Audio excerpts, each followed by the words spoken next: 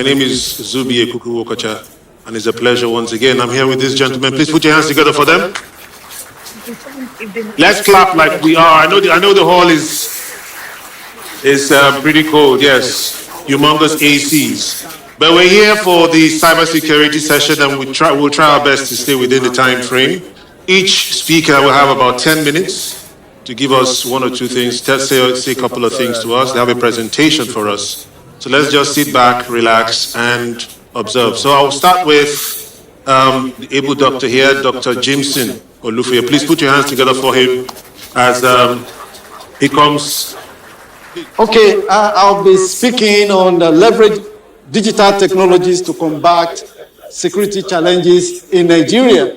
And we can actually adapt it. So we're looking at Nigeria, but this can be adapted to every zone, every sub-region in Nigeria. Because today, those that are really sensitive to what is going on, they know there is what they call power devolution happening gradually. Eventually, we are going to have state police, where governors are going to be in charge of all the security apparatus and be responsible. Even the local government chair will be responsible, and also at the world level. So this is to prepare our mind, because security is a serious issue. Yes, leveraging digital technologies to combat security challenges in Nigeria, a strategic framework for the digital age. All right. Yes. Nigeria is a dominant power when it comes to the digital.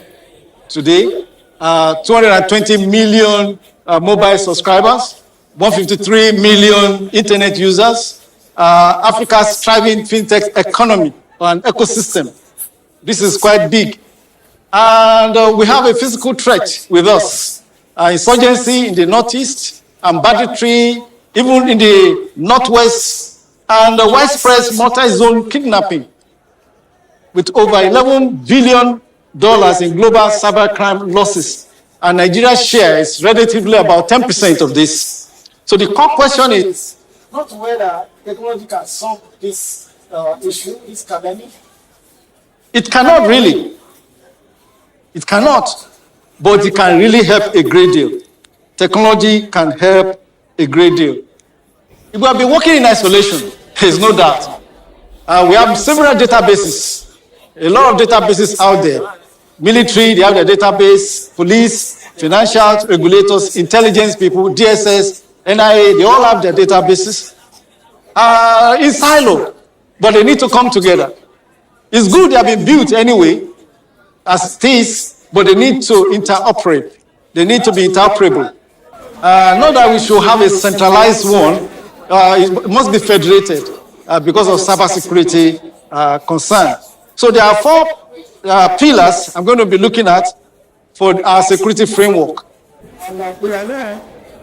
It's on intelligence, surveillance, and reconnaissance. Intelligence, surveillance, and reconnaissance. This is talking about the need for us to have our eyes open. Security people, we need to have our eyes open. Leadership need to have our eyes open. We need to see beyond the ordinary. Pillar 2 is about digital identity and border management, eradicating anonymity. You know, many people, you can't recognize them easily. And also, the pillar 3 is cybersecurity and financial crime. That is choking the funding. The funding needs to be stopped. These people, they get funding, is the oil of the activities. So this needs to be addressed. And then pillar 4, community-centric reporting. We need to engage the community, the people. That is democratizing intelligence. Engaging our people. We don't really engage our people. We need to engage our people. And there are tools to make this happen. So the challenge is quite huge. We have vast uncovered spaces. We don't have enough personnel, military or police, to cover every region in Nigeria. So we need the people. The people need to be equipped. They need to be empowered to be involved in intelligence gathering. So the intelligence, surveillance, and the reconnaissance stack, of course, we have the space with us. We have the Nigerian satellite system, so satellites can be engaged. And then, of course, using drones across the air and in the ground, gathering all the intelligence, all the information possible so that we can have a robust threat intelligence. The threat intelligence must be quite robust. It's possible. AI make this happen. And the technology is people right here with us. We are approaching quantum computing very soon. So this should be seamless as case may be. So the challenge is identity opacity, and this can easily be tackled. We should be able to identify people through NIN. It has been quite successful. Nigeria has been successful with regard to identity processes. Identity through NIN, BVN, and through voters registration, and driver's license. So all these, we can use it effectively right now. We just need to make them to handshake, and that is possible. The Nigerian Identity Management Commission, they are working very hard with regard to the digital public infrastructure framework. NIDA is also very much engaged in that, and we appreciate what they're doing. So we need to have this embedded or integrated within database so that at every gate you can easily identify. Each time I arrive from overseas at the Nigerian airports in Abuja, mostly, I do see there's a scanner, especially when it comes to Ebola and all these things scanning. You can use that to really track unidentified people, identify criminals easily. So there has to be portable checkpoint scanners for 30-second verification. You can be possible. We need to get to a point whereby our police, they can easily look at you and then they can cross-check with the database and say, oh, this is this person, I have the history. So we need to also really have this financial chokehold on the criminals seriously. EFCC, NCC, CBN, public-private threats sharing, that is banks and telco, they need to feed into the National Cybersecurity Operations Center that could be running 24/7.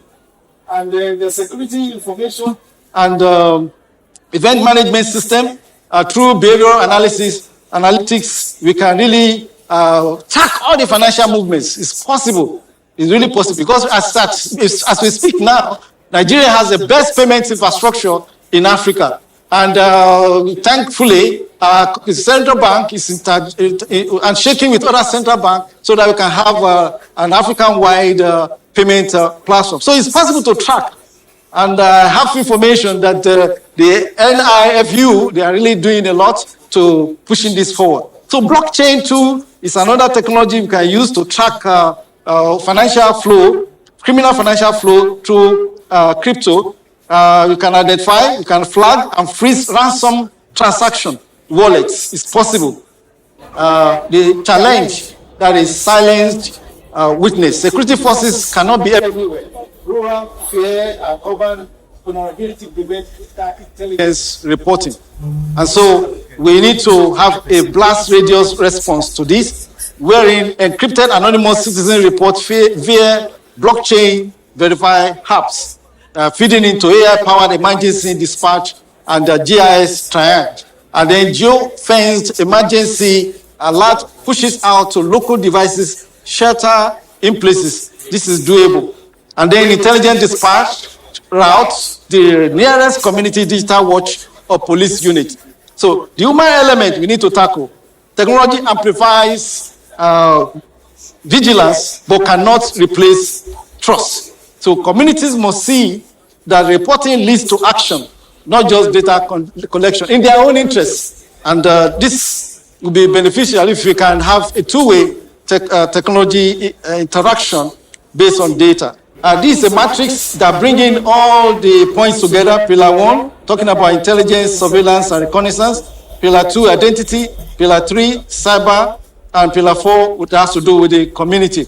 So this matrix analyzes that indeed the insurgency can be addressed. It shows that we can use technology to tackle the challenges with us, to really respond at a very high, fast rate. It's possible. You can actually determine that we can do it. If you get to any market, you see the market woman can bring out her POS, or you just through money point, you do transfer, assist alert. So it's possible to get this information across. If you see something, say something, but we need a coordinating instrument. And this Expo can be that engine to make that happen. For example, in the South, and then starts or sits or makes it possible for every other region in Nigeria to see that it is workable. If we put mechanism in place and commission that framework whereby we can bring in all the databases together, we start building it right away. Maybe even financial information, like the NRS spoke just now. We can begin the conversation. How do we get it done? You don't need to wait until power is completely devolved before we do what we need to do. But the reality is that things can happen. Technology is not a magic wand, to be frank. Drone can crash, okay? It can crash in this very serious harsh environment. And then also even databases can be hacked. That's why we are here as cybersecurity specialists. If you get the right cybersecurity guys, they can always try their best to be ahead of the hackers. And then algorithm constraints is also there. The AI triangle and prediction model, they are good, but humans can make mistakes. So even as AI is good, human oversight is still very important. So we have women and the machine working together will deliver security solution, even to our nation and to every part of Nigeria. So the critical success factor, as I ran off, is number one, political will, interagency coordination, international partnership. In fact, that international partnership is a major gap that we have, but we can address that. Because as we speak, Nigeria is there to sign into the Malabo Convention. That is the African Union Convention on Cybersecurity and Data Protection. Then also, we need to have an effective cybersecurity agency. I believe the NIDA people are still here. So please take this message down. We need to have a cybersecurity agency. See, it's only the cyber, we don't have a proper agency or a proper organ to address it. We have, for the physical layer, we have the military, we have the army, the navy, the air force, we have the police, and all these civil defense. We have DSS. We have a lot of physical layer apparatus, but none for the cyberspace. None. I made a case at the National Assembly, I think it was 2 years ago, when they are reviewing the Cybersecurity Act. They have to create an agency. It's very important. We can't run away from it. We can see how the Nigerian Data Protection Commission has been working. They've been very effective in ensuring that our privacy is protected, is guided, and data are protected. And they are engaging all stakeholders to make sure this happens, including the bigger platform. The big platform, they're engaging them. So we need to have that agency to make sure that everything is properly contained. Mind you, we don't need to wait for 9/11. It was 9/11 that came that made the United States to have the Homeland Security, and then they now have a kind of a unified database. We don't need to wait. But anyway, we have our own equivalent 9/11 with all these attacks and kidnapping and terrorism. So, without the prime mover of political will, I think the will is here. From this level, we can take it up. The operational gear for the digital security apparatus cannot turn. We need that thing to turn. But that person who has been doing it so far, what the people who have been getting. And tomorrow, we're going to see another dimension of that happen with the other stakeholders having a roundtable. So, Nigeria possesses the human capital, the mobile penetration, and the entrepreneurial energy to build one of Africa's most technologically advanced security systems or ecosystem. Thank you, sir. Digital age has amplified our security situation, and then we need to address it with the digital as well. Let us now annex the digital to neutralize all the threats possible. It is doable by syntrophy. By syntrophy, it is possible when we all come together. That is the message of the United Nations up to the African Union, and that's the message we also presenting to us. Thank you, Port Harcourt Expo, for also cutting this vision very clearly. Thank you. Thank you very much. Thank you very much. Dr. Robinson Tomba, please put your hands together for him as he brings forth his own presentation. Thank you very much. I carried a backup here just in case, and it's looking like a very good decision to do. I had a change in mind as to what I wanted to speak on last minute because I took another reflection of my previous two editions, who are the most, consistent audience we have. They're large. So I could come here and speak all the words and all the technological terms, but we take home very little. And so I have decided to speak on something that can resonate with us, something said in another way. You've heard it in another way, but I'm going to say it differently. And so I've coined it the price of the hustle. I'm sure a lot of you already know where we're drifting to, but we're going to look at the hidden costs of victims of cybercrime in Nigeria. Dr. Jameson mentioned the pillar that had to do with cybercrime. It's an important aspect of cybersecurity. In fact, it's one of the reasons why cybersecurity exists, to serve to frustrate that. So I'm going to present this from another perspective, looking beyond just the financial costs to the other hidden costs, and also talk a little bit about the cyberpreneurship angle, where you can redirect that your negative energy that drives the cybercrime industry in Nigeria into positive use. So, but first of all, let us look at the global landscape. Now, the cost of cybersecurity from a financial terms is something I'm sure a lot of you already know, but because of want of time, I'm going to just go straight and pick one statistic. Cybersecurity Ventures estimated that about $10.5 trillion, as in terms of the cost of cybercrime in 2025. Putting that into context with the GDPs of the countries of the world, that means that cybersecurity, or cybercrime rather, is the third biggest economy in the world, if it was a country. So that would be that cybercrime, the entire volume of cybercrime, is more than what the rest of the countries do, apart from USA and China. So in terms of volume, if it were a country, it would be the third biggest economy in the world. Now, if we come back home, how bad is it in Nigeria? There are about 45% of reported cybercrime cases in Africa traced to Nigeria, 45% in the continent. Also, another figure which I'll just go straight to is that which was released by FITC, that about 1.1 trillion was lost between 2017 to 2024 to cybercrime. So it represents a very big component of loss in terms of national productivity. Also, if you drill down also to the sectoral level, the banking sector, how much is cybercrime affecting the banking sector? There's a figure here which is scary, which shows that the particular quarter in 2024, between quarter 1 to quarter 2, there was over 9% increase in terms of the value of cybercrime, or the cost of cybercrime to the banking industry.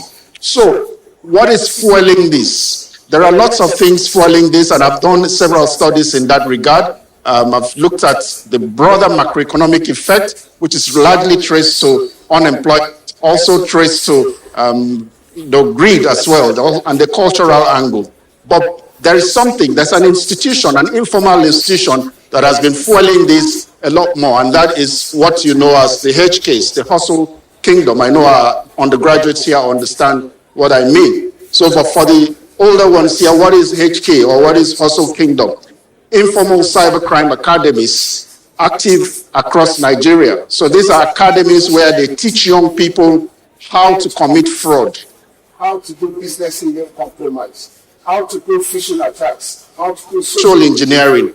And how do they do that? They lure you in, they recruit you, young people, 12 years, 13 years, up to, down to 23. They bring them and accommodate them. They pay them, they feed them, and then they have an established curriculum where they teach them all of these things: romance scams, business email compromise, and all of the other cybercrime taxonomies, where they teach them and they graduate. When they graduate, they deploy them and they become, an outlet to cybercrime.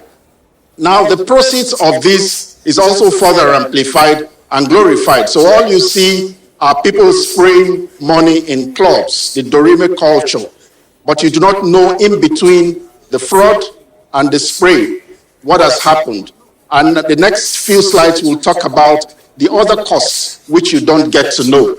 So before that, I mentioned some of the things they teach in the head case or the hustle kingdoms. They teach the Roman scams, the business email compromise, and down to the very dangerous and very recently very popular ransomware attacks.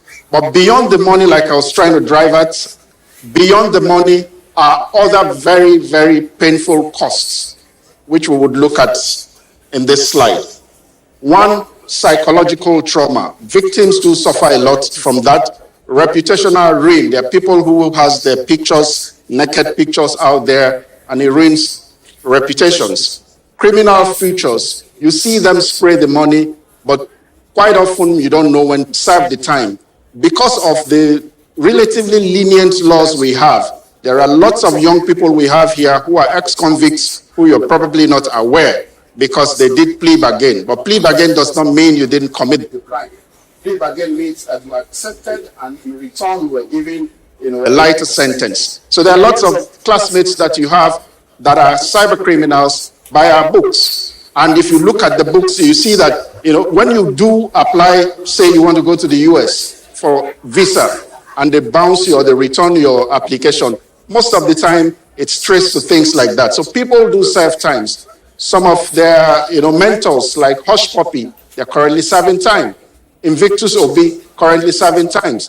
The Ogoshi brothers, currently serving time. And we'll look a little bit at that. Beyond that, suicide and self-harm, national stigma. Those of us who are innocent, you travel out and you see the way they look at you. Here comes Prince, the Nigerian prince. And that is usually very embarrassing for us who are in the cybersecurity space and for someone like me who is in the digital forensic space. Because here you are, teaching people how to stop crime, how to investigate crime, and you're constantly reminded of the Nigerian. Some would actually walk up to you and say, I hope you're not the Nigerian prince. Very bad, and that's a national stigma. Family devastation. The cyber criminal may not care about his life, but his family will. So imagine the devastation that the family do go through. So let's look at one case study, just one case study, because we don't have time. And that is the case of the Ogoshi brothers. Now, what happened in this case? A very young, promising, high school kid, 17 years old, an athlete, very handsome boy, very popular in school. Unfortunately for him, these guys contacted him. These are two brothers, one 20, the other 22, two young Nigerians. And they started chatting with this guy and claimed that they were a certain lady and deceived him into sending his nude pictures. The moment he did that, they started threatening him. If you don't give us money, we'll leak this to your teammates, we'll show your mom, we'll show your classmates. The poor kid went and emptied his accounts. After transferring the money, they still demanded more. He didn't have any. Now, they kept pushing on. If you don't give this, we're going to, give this picture out there. So what did he do? He sent a quiet message to his mom, an SMS. He said, Mom, I love you. That was it. He took his life. From the time they contacted him to the time he took his life was just 5 hours, just under 5 hours. And one life was lost. The next weekend, you'll be in the club spraying money.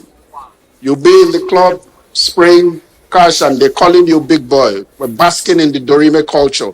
But one life has been lost. One young kid, young 17-year-old kid. There's a way people are looking at me here. I'm scared. But anyway, the thing is, that is the reality. The reality of the fact that it goes beyond just money. And in very serious situations, we wear devices that help the heartbeats and people remotely monitor their patients' heartbeat. Imagine if somebody learns how to hack that device. So the real cost of cybercrime goes beyond just money, which is what we are trying to, drive home in this presentation. Now, the myth versus the reality, they tell you that, they don't, it's just easy money. But it's not just easy money. You could be prosecuted, like the case of the Ogoshi brothers. They were extradited to the United States, and both of them are serving terms 17 and a half years. By the time they come out, they are almost 40. They are made to have married, they are made to have built careers, but they will be faced with nothing, and they're going to extradite them back to Nigeria after they serve their terms. I'm sure you don't want to be in that mix. EFCC has been having increase in numbers. If you look at the statistics, 3 years ago, over 300 were convicted in Port Harcourt. But because these things are not shared, you may not know that some of your classmates are ex-convicts. Family and community harm, global law enforcement has been cracking down. FBI, if you look at also the Interpol Cyber Threat Assessment Report consistently over the past 2 years, the numbers in terms of the raids, in terms of the arrest, have been constantly increasing.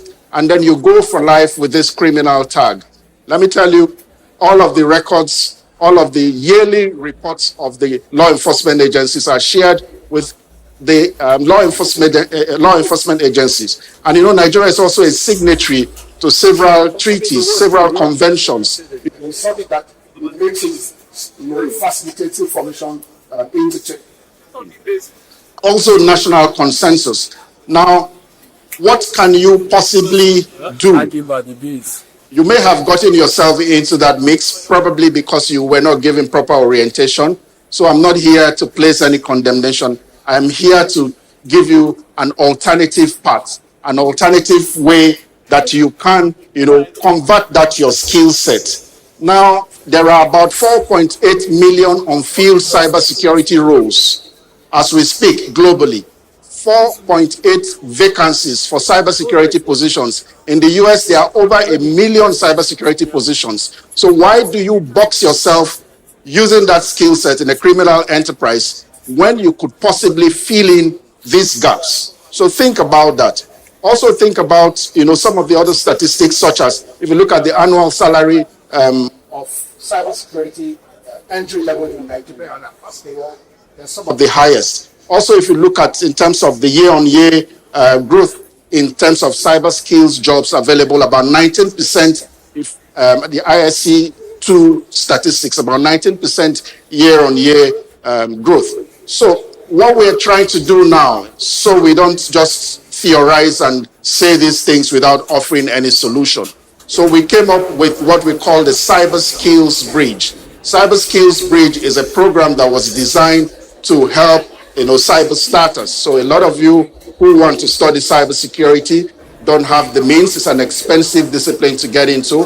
While we cannot soak up everybody, we have done that consistently for 2 years now. We're heading into the third edition, and we have trained over 50 persons, not just from Nigeria but across Africa. The last one had people from East Africa, had people from Ghana, Kenya, the majority from Nigeria, but we reserved a certain fixed number for Rivers State. So we intend to do that. But something struck me: why don't we open, a fixed slot also for people who are either victims of cybercrime or people who are, repented of the act of cybercrime, so we can direct them properly into using their skill set. So if you look at the screen you have here, you see these are pictures from our forensic laboratory. This program is being done in conjunction with Digital Footprints. So we bring young people, as you can see, these are young people using real world tools to solve real problems. Some of them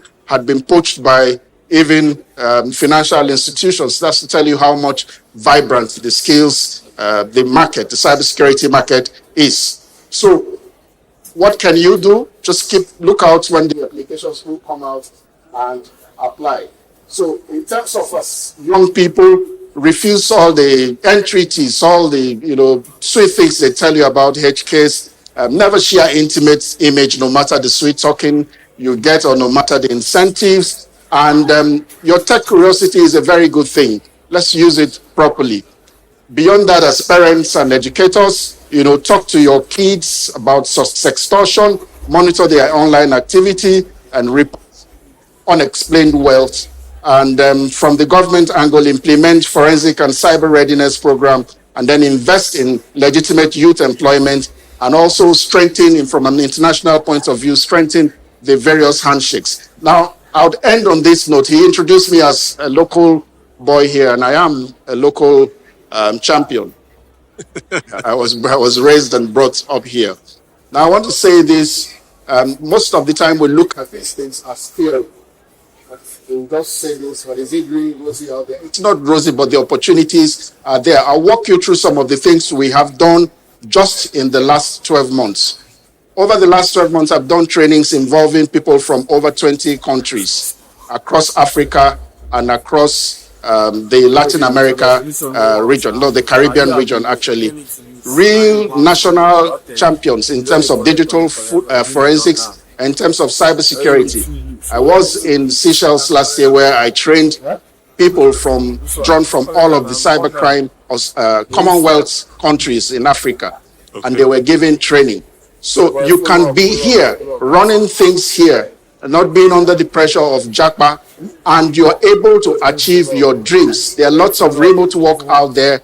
Apart from that, we have drafted at least one national framework, digital forensics framework. We have set up at least one national laboratory in West Africa.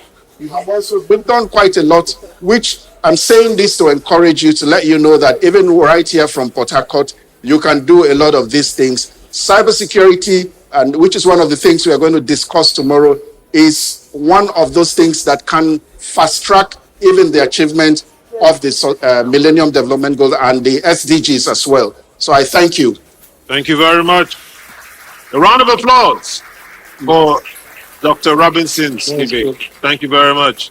So we have heard leveraging digital technologies to combat crime and other things in Nigeria. We've also heard and seen the price of the hustle. Now, let me introduce the next speaker.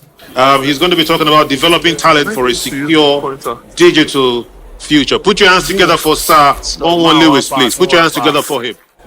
So I think the arrangement was, I don't know if they planned it, but the transition of the presentation is fantastic, because the reason why I'm saying that is when I was thinking about what to talk about for this event, like Dr. Sibe said, I thought about the demographics. The majority of the people that will be here will be young people, right? People who are thinking about a career to go into, or the path to go into, in terms of IT or cybersecurity or what have you. And then older people who are thinking about what they want their kids to do. I have a lot of people who come to me and say, hey, I want my child to go into IT.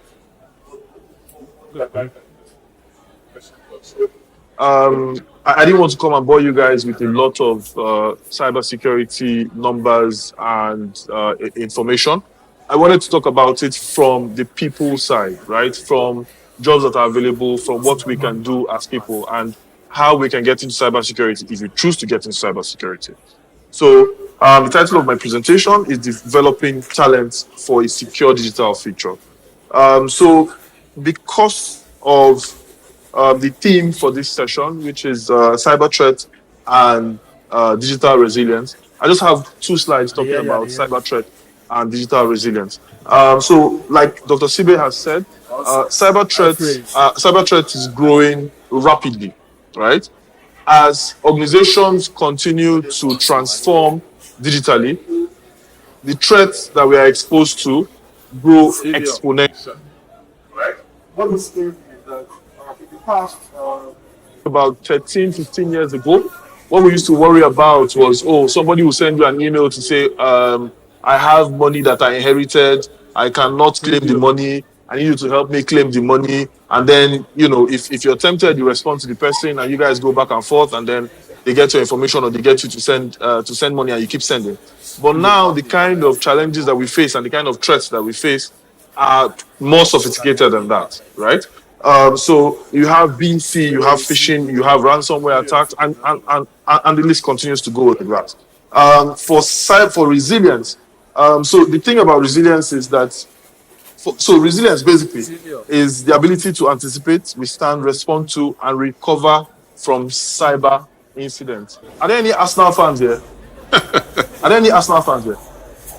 Come on, guys. Are there any Arsenal fans here? I'm not an Arsenal fan, but the reason why I'm asking is because Arsenal fans are very resilient, right? Arsenal fans, they kept saying we'll go again for 22 years, and they finally done it. Right? So, for a system that is resilient, for a cyber system that is resilient, your system is not just fixed. So you have a system set up, the system continues to adapt and it continues to grow and it continues to change as the kind of challenges that you face continue to morph. So why are we talking about resilience? Threats. The digital economy in Nigeria is growing rapidly. Recently, the federal government mandated all of their agencies to migrate to digital platforms. I think by next year or so, there's a mandate like that from the presidency that has gone out. And agencies. And as organizations and as agencies and government parastatals continue to move to digital systems, the problem becomes bigger. And the question is, who will manage Nigeria's digital future? Now, as we have people in IT who manage digital systems, we also need to have people who manage security for systems, or who implement or who develop security systems for all of these MDAs.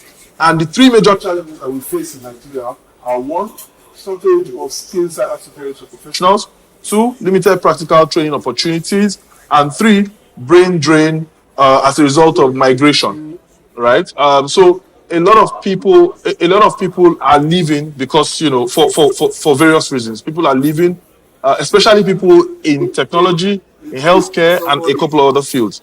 Now, in technology, in cybersecurity, you find that you don't have a lot of cybersecurity professionals to cater to the openings that we have. You gave a fantastic number just now when you were doing your presentation about the number of open jobs that we have in the world as a whole, right? So what that means is that anywhere you go to as a cybersecurity professional, there's a job for you, right? Now, we need cybersecurity professionals in various sectors of the economy: banking and finance, oil and gas, telecoms, all of the sectors of the skills that are required. Beyond the technical skills, there are also soft skills and professional skills and business skills that are required: communication, critical thinking, problem solving, leadership, ethics, and the rest of them. Now, ethics is particular. I'm very particular about ethics because I had a personal experience a couple of years ago. I think in 2013 or so, I just completed the certified ethical hacking course and got that certification. And someone called me from nowhere. I don't know the guy. I don't know who gave him my number, but the guy called me from the UK, and he said, "Hey, what's up? That they were looking to collaborate with me to set up some systems for cybersecurity, for ethical hacking and some other things." And I said, "Okay, so what kind of systems do you want to set up?" And when the guy kept going round and round and round, I told him, I said, "What's going on? You have to come out and tell me." He said, "Okay, this is what they do, and they're looking for somebody that will work with them to perform BEC activities." Now, BEC is Business Email Compromise, as far back as 2013. And I told the guy, I said, "I'm sorry, it's something I cannot do, right? And I'll appreciate it if you don't reach out to me." Now, what this means is that the kind of skills that you get, that you have or possess as a cybersecurity professional, it exposes you to a lot of knowledge and it gives you leverage over a lot of other people, right? Now, everyone here, I'm assuming now, but everyone here, I assume, has a mobile phone. Majority of people here will have banking apps on their phone. Majority of people here will have emails on their phone. Now, if I look at your phone and I'm able to break into your phone, I may be able to have access to your banking app, and I get some money from your account. There was a case recently, I think it was First Bank, where the guy had taken about 5 million from taking very small money from people's accounts, right? So And after everything, when they found out, after a couple of years, when they found out, the guy had taken about 25 billion or so from taking very minimal amounts from your account. So if, for example, you get an alert and you see that, oh, they've taken 10 naira from you, these guys have come again, these people have come again, and your mind is just 10 naira, but 10 naira multiplied by, right, because of the skills that the person has as a cybersecurity professional. Now, this is me trying to buttress ethics, right? Now, for developing future talent in cybersecurity, there are key stakeholders that must work together: government, educational institutions, private sector, and professional bodies. Now, there is a program that we had. There's a program that I had designed a couple of years ago when I was in the academy, and it was called the Masterclass. The idea behind that program was to have people from the academia who were in IT and some other fields that are technical, to go to industry when they're on holiday, summer holiday, 3 months, 2 months, go to industry, work with organizations in industry to understand technology, current technology, so that when you go back to class and you're teaching, you can teach with what makes sense. You can teach with current technology, right? So if you have this synergy between all of these stakeholders, it'll be easy to develop talent. Pathways to cybersecurity. So you can go in cybersecurity from having university education. You can go from vocational and technical training. You can go from pursuing professional certifications or attending cybersecurity boot camps, self-directed learning. To train cybersecurity professionals, organizations must do certain things. One, provide competitive compensation, provide continuous training for professionals, recognition and professional development, career progression, and provide a supportive work environment. So cybersecurity is a human capital challenge. Technology alone cannot secure Nigeria. Thank you very much. Thank you. Okay, we're going to go straight into questions, and we can just take very few. But let me start with this, and this is to the three gentlemen here. Maybe let me direct this to Dr. Jimson. The issue of trust. Sir Lewis talked about. He talked about ethics and how we must ensure the moral standards trained. But let me put this to you, because a few weeks ago, or a few days ago, Emeka Ike's INEC data was everywhere on social media. And before you get your INEC card or anything, you need to use your BVN and other things that are pretty much private. And we know every day the banks want us not to give out or divulge those pieces of information. How then do we trust the government if we are to depend on the government to establish a central data or data system where all our data is going to be kept and preserved? How then do we trust the same system when Emeka Ike suffered this thing? Yeah. Dr. Jameson, please. Thank you very much, Zubi, for that very critical question. The matter now, when it comes to cybersecurity in 2026, is zero trust. Zero trust. But verify all the time. Verify all the time. So anything we put up there, we know that it's already vulnerable. We need to accept that. In fact, we talk more about transparency, accountability, and openness, even in the IT world. For example, when it comes to internet protocol, it's open. Internet protocol is open. We talk about open source and many of those things. Yes, in as much as some data, they are very confidential and they need to be protected, but there are times some things will happen. In the last slide of my presentation, I said that drones can crash, database can be compromised. So, I reflect into what the Holy Book says. The Bible says that there'll be a time will come when nothing will be hidden. So if you have a secret, you don't want a secret to be out there don't put it out there. So, but in terms of the government database and all those resources, the advantage outweighs the disadvantages because you get services. We were able to exchange information rapidly and things like that. Productivity increases and things like that. But we have to be ready for such eventualities. Okay. So we must do our best. The governments must engage the professionals to safeguard this data as much as possible. But with regard to Emeka, well, you have to have this mindset too.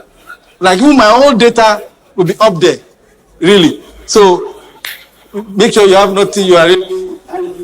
And putting again before I drop the mic is that if it has to do with money, there is a guarantee that you will recover your money back. And that is something that I've seen work. I was in the US some times back, and I just used the ATM at the airport. I think it was Los Angeles airport. And before I knew it, I just saw about maybe $3,000, walk away from my money. But thankfully, when I reported, you must report. So I reported, and in fact, the money came back. I got the money. And even recently, there was another I placed, then I didn't like the product again. I reversed it. The people withdrew the money and they sat on it. I reported it last week, last week I saw the alert came back. So we need to be proactive. If your right is being infringed, act on it. The authorities are ready, CBA, strict regulation with the bank to make sure people are compensated for any loss. So, but be ready that information you have can be out there, but if you have very critical information, make sure you don't put it up there. But if it's there, it's possible it can be compromised. Thank you. You want to say something, Dr. Robinson? Yeah, I just want to support what Dr. Jameson said, also from an enlightenment angle, since we have a lot of persons here. So you have the right to seek legal remedies in view of the provisions of the Nigeria Data Protection Act. It started out as the Nigeria Data Protection Regulation in 2019, and it became an act in 2023. What that means is that you have a right, if you think an institution, a data processor has your data and did not take reasonable scientific steps to protect that data. So you have a right to do so. So the entity in question, if he sufficiently suspects that it was because the organization did not do the right thing, he has a right to seek legal remedies. And this is up for the lawyers here. We need to strengthen our jurisprudence by testing out some of these provisions. Thank you very much, gentlemen. I think that's pretty much it.